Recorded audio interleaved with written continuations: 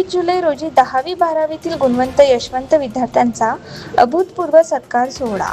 लोकनेता स्वर्गीय अजितदादा पवार यांच्या जयंतीप्रीत्यर्थ जनसेवा सप्ताहांतर्गत आयोजन. शहरात ग्रीन अमरावती कार्यक्रमांतर्गत 25,000 वृक्ष लागवडीचा आमदार सुलभाताई खोडके यांचा संकल्प.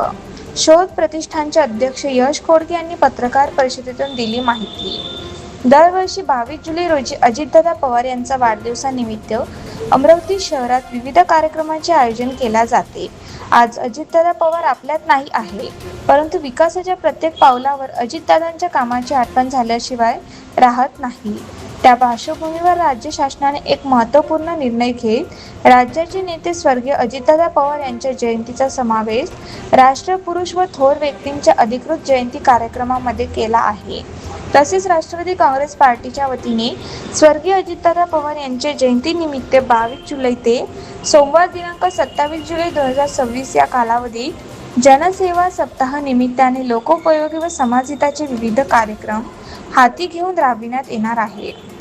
या अंतर्गत येत्या रविवार दिनांक 26 जुलै 2026 रोजी अमरावती येथे वर्ष 2026 मधील 10वी-12वीच्या परीक्षेत घवघवीत यश संपादन करणाऱ्या गुणवंत यशवंत विद्यार्थ्यांचा सत्कार सोहळा स्थानिक श्री संत ज्ञानेश्वर सांस्कृतिक भवन, मोर्शी रोड, अमरावती येथे सकाळी 11 वाजता आयोजित करण्यात आला आहे, अशी माहिती शोध प्रतिष्ठान अमरावतीचे अध्यक्ष यश सुलभा संजय खोडके यांनी पत्रकार परिषदेतून दिली आहे. यावर्षी स्वर्गीय अजितदादा पवार यांची जयंती समर्पण, सेवा आणि संकल्प या भावनेतून साजरी होत असून अमरावतीच्या आमदार सुलभाताई खोडके यांच्या संकल्पनेतून शहरात ग्रीन अमरावती ही संकल्पना राबवून 25,000 वृक्ष लागवड हा पर्यावरण संवर्धनाचा उपक्रम हाती घेण्यात आला आहे. पर्यावरण संवर्धन व आरोग्याचे संरक्षण होण्याकरिता एक लोक चळवळ निर्माण करण्याचा संकल्प या माध्यमातून करण्यात आला आहे.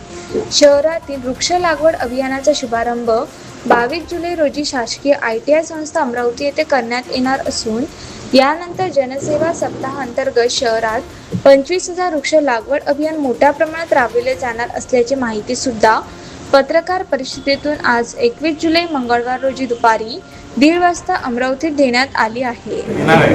आपल्याला माहित आहे, अजितदादांचं दुर्दैव निधन झाल्यानंतर या ठिकाणी अजितदादांचा खऱ्या अर्थानं अजितदादांच्या कामाच्या संदर्भात आणि विकासाची जी तळमळ होती ती सर्वांना पुन्हा आपल्या प्रकर्षानं सर्वीकडे अधोरेखित झालेली आहे. म्हणूनच शासनाच्या वतीने अजितदादांच्या जयंतीचा कार्यक्रम राष्ट्रपुरुष थोर व्यक्तींच्या अधिकृत जयंतीच्या कार्यक्रमामध्ये त्याचा समावेश केलेला आहे. त्यामध्ये संपूर्ण शाळा, महाविद्यालयात आणि शासकीय कार्यालयात सुद्धा अजितदादांची जयंती या ठिकाणी साजरी होणार आहे.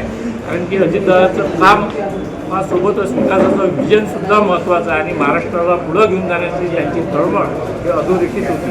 त्यामुळंच अमरावती शहर जिल्ह्यामध्ये सुद्धा अजितदादांच्या वाढदिवसानिमित्त आम्ही दरवर्षी 22 जुलैला विविध उपक्रम करत होतो, परंतु दुर्दैवाने आपल्याला जयंती साजरी करण्याची वेळ आली. म्हणून हा सप्ताह आपण साजरा करणार आहोत. सप्ताहावर आधी सुलभाताई खोडके यांनी यापूर्वी त्यांना अमरावती शहर हिरवीगार करण्यासाठी 25,000 नवीन वृक्ष लावण्याचा मानस त्यांनी समर्थन करण्यासह त्यांनी व्यक्त केलेला होता. त्याचा सुरुवात म्हणून या सप्ताहावर विविध कार्यक्रम आयोजित करून वेगवेगळ्या प्रभागामध्ये अमरावती शहरभर बडनेरा मतदारसंघासहित सर्व ठिकाणी वृक्षारोपणाचा कार्यक्रम होणार आहे. परंतु सुरुवातीच्या 22 जुलै रोजी वाढदिवसाच्या दिवशी रक्तदान करून अजितदादांच्या वाढदिवसानिमित्त आपण सला मंगलममध्ये सुरुवात करणार आहोत.